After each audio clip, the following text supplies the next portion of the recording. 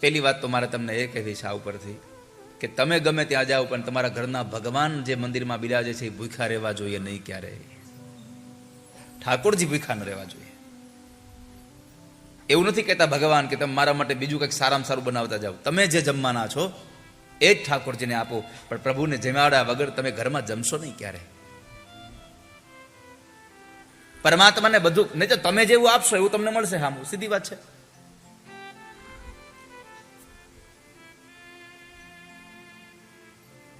જેવું વાવ્યું હશે એવું ઉગશે. આપણે તો લગ્નની કંકોત્રી આવે કે ફરવા જવાનું હોય તો બહારથી તાળું માની વ્યા જઈએ, એના અંદર પૂરી. કોઈ દિવસ તમારા છોકરાઓને પૂરીને ગયા અંદર? એકવાર એક પરિવારને આમંત્રણ આવ્યું કે અમારા ઘરે લગ્નમાં આવજો. હવે એના ઘરમાં ભગવાન ઠાકોરજી બિરાજે.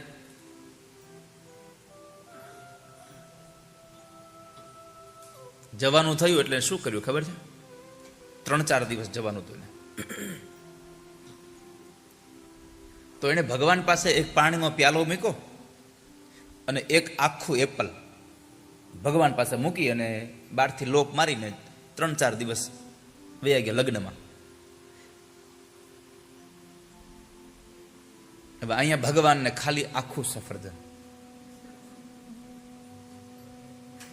જ્યારે ઠાકોરજી તમારા ઘરમાં બિરાજતા હોય ને, નાનું સ્વરૂપ, આ બાલ સ્વરૂપ, ત્યારે યાદ રાખજો વાલા વૈષ્ણવો કે જેમ તમારા ઘરમાં નાના બાળકને તમે એકદમ સરસ રીતે સાચવો છો ને, એવી જ રીતે આ ઠાકોરજીને તમારે સાચવવા જોઈએ. તમે તમારા નાના બાળકને કોઈ દિવસ એપલની આવટલી કમથી ચીર એમના હાથમાં આપી દીધી? એની છાલ ઉતારશો, સરસ મજાનું એનું છીણ કરશો અને પછી તમારા બાળકને તમે ખવડાવો છો. આ ઠાકોરજી એમ છે. જેમ તમે તમારા ઘરમાં બાળકનો જન્મ થાય અને દર વર્ષે તેનો તમે જન્મ દિવસ ઉજવો છો ને, એમ જે દિવસે ઠાકોરજી તમારા ઘરમાં પહેલી વાર તમે પધરાવ્યા હોય ને, એ તારીખ યાદ રાખવી અને દર તારીખે ઠાકોરજીનો જન્મોત્સવ તમારા ઘરમાં ઉજવાવો જોઈએ. તો એ પરિવાર આખો ભગવાનને એક એપલ આખું ધરીને તાળું લઈ ગયો. લગ્નમાં તો એને ભાતના ભોજન ને 4-5 દિવસના લગ્ન કર્યા ને ઉજાગરા થયા ને ખાવા પીવાનું કઈ ભાન રાખ્યું નહીં. ઘરે આવ્યા ત્યાં તાવ આવ્યો ને પેટ બગડ્યું. જે ખાય પીવે સીધું વોમિટ થઈ જાય. ડોક્ટર પાસે દવા લેવા ગયા. ડોક્ટરે કીધું કે 3 દી આરામ કરો અને સફરજન સિવાય કે ખાતા નહીં.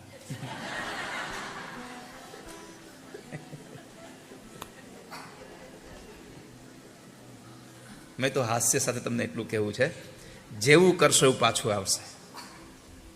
તો પ્રભુ છે એ સૌને લઈને ગયા.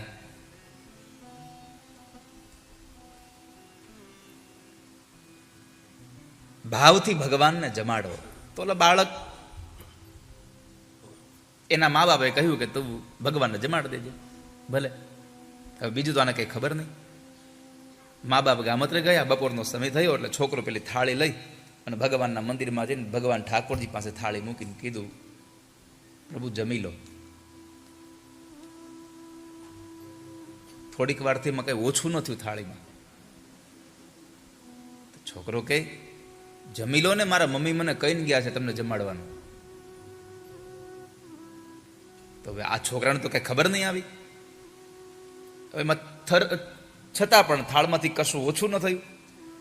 છોકરો કહે છે, પ્લીઝ જમી લો ને, મારી મમ્મી આવશે તો એ મને મારશે કે તે ન જમાડ્યો ને. છતાં ભગવાન ન જમ્યા. આમ કરતા કરતા છોકરો ખૂબ ભગવાનને કરગરે છે, પ્રભુ તમે જમી લો ને, મારા મમ્મી આવીને મને પૂછશે, હું એમ કહીશ કે મેં તમને આપ્યું પણ તમે જમ્યા નથી તો મને વઢશે, મને મારશે. છતાં ભગવાન નહોતા જમતા તો છોકરો રોવા માંડ્યો. મને કારણ વગર માર પડશે આમ કરતા કરતા રોવા માંડ્યો ને, તો ઠાકોરજી પ્રગટ થયા અને છોકરાની સામે બેઠા બેઠા એ થાળ જમે છે ભગવાન. આખો થાળ ભગવાન જમી ગયા. છોકરો તો પોતાના આંસુડા લૂછી રાજી થઈ ગયો.